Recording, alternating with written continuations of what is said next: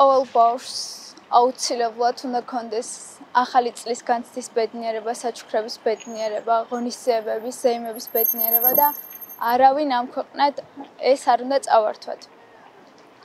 შესაბამისად, ზუსტად ეს მიწერია, რომ ამიტომ გავჩუმდით გუშინ, ამიტომ გავითვალისწინეთ ბავშვები, მაგრამ როდესაც მერია იღებს ასეთ გადაწყვეტილებებს ერთი ადამიანის გახარების ხარჯზე, მეორე შეურაცხყოფა არ უნდა მიაყენოს.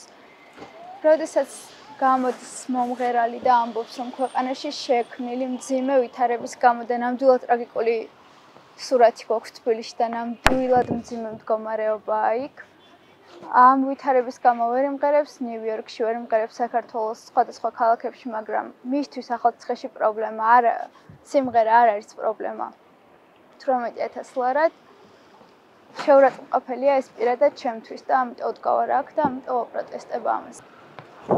აუცილებლად უნდა გათავისუფლდეს ყველა უკანონოდ დაჭერილი ახალგაზრდა, ჩემი მეგობრები, მათ შორის და უფროსი თაობა, ექიმები, მასწავლებლები, ჩემი ლექტორები. საქართველოს სადაც იქნება ევროპული ღირებულებები, ევროპული ხელფასი, ევროპული განათლება, ევროპული ჯანდაცვა. შესაბამისად, გავართ აქ და რითაც შეგვიძლია ჩვენი კონსტიტუციით მონიჭებული მანიფესტაციის უფლებით გავართ აქ და ვაპროტესტებთ რის გაკეთებაც შეგვიძლია.